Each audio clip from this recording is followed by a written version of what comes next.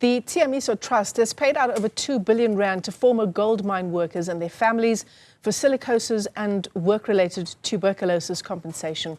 More than 21,000 families from South Africa and Lesotho have now reportedly benefited from the fund. Let's unpack the story further with Dr. Munyadziwa Kwinda, who's the CEO of Tshiamiso Trust. Dr. Kwinda, thanks very much for joining us this afternoon.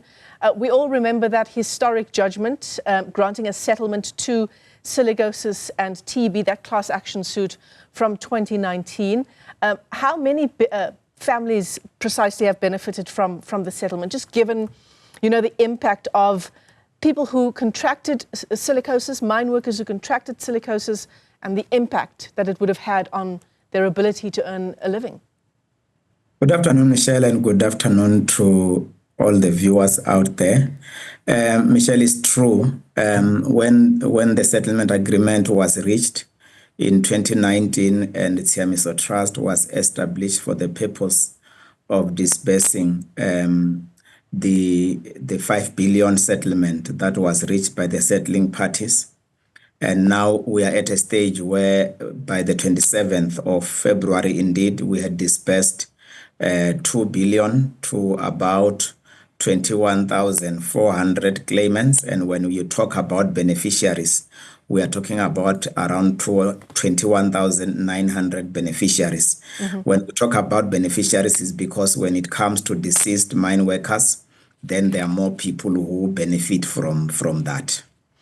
I can't imagine that this would be any small thing for these beneficiaries. What do they tell you about the wait for this compensation and how they've survived? Indeed, of course, as you know, even after the settlement, immediately COVID happened, and we had to start operating really in earnest in 2021. And there is also, beside the fact that there was that wait, our processes also do have elements of having to wait, for example, waiting to be done a benefit medical examination. But one of the issues that has been our major concern since the inception of the trust, especially processing claims in 2021, was the issue relating to the deceased claimants, where the issue of the death certificates was an issue, in that death certificates are showing natural causes, and that problem we're able to resolve last year in December, and we're able to release lots of deceased claims. So it has been really a relief in terms of our own processes, but also for those mine workers really who have suffered from TB and silicosis while working in the gold mines in South Africa. For their families and they themselves, for those who are still living, this was really a relief. Yeah, certainly.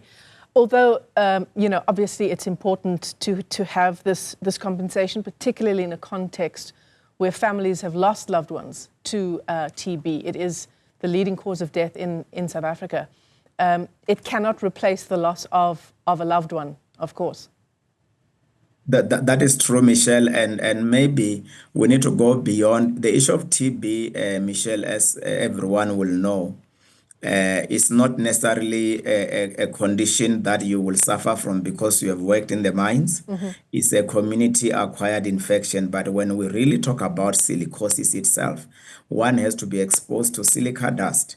And that is where mine workers are exposed to silicosis, and they've got these permanent lung damages that they suffer from. So even if one receives compensation, it does not necessarily really change their health condition. And for those who have lost their loved ones because of that, that cannot reverse what has been lost. Now, last year, there were reports that there were former mine workers in the Eastern Cape that needed medical exams to qualify for compensation. That was in about November of last year. What's the latest on that issue? Yeah, the issue with and not only Eastern Cape, last year when we reached out is because we could not reach out to some of the claimants because of the issues of the contact details. Now, specifically when you talk about that, you are talking about those who have lodged and they are waiting BMEs, and when we are ready to perform BMEs on them, we can't reach out to them. One of the challenge, Michelle, and the viewers out there is that we had been dependent more on a mobile model for performing benefit medical examinations.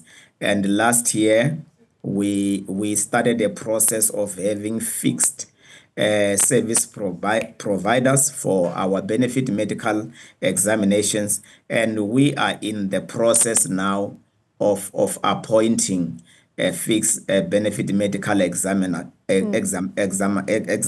service providers.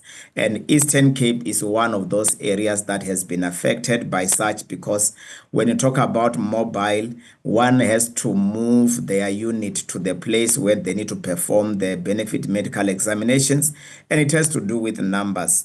And numbers are not the same as they were from the beginning. So that's why we are looking at changing our model for performing benefit medical examinations. And that includes mine workers from neighboring countries, because obviously if we're talking about former mine workers, it would include people from neighboring countries as well.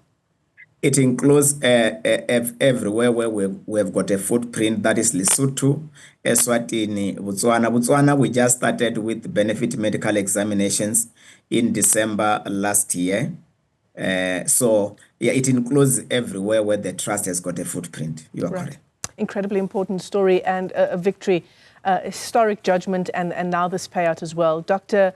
Munyadziwa Kwinda is the CEO of the Tshiamiso Trust. As we talk about this major milestone, over 2 billion rand dispersed to ex-gold mine workers and to their families as well.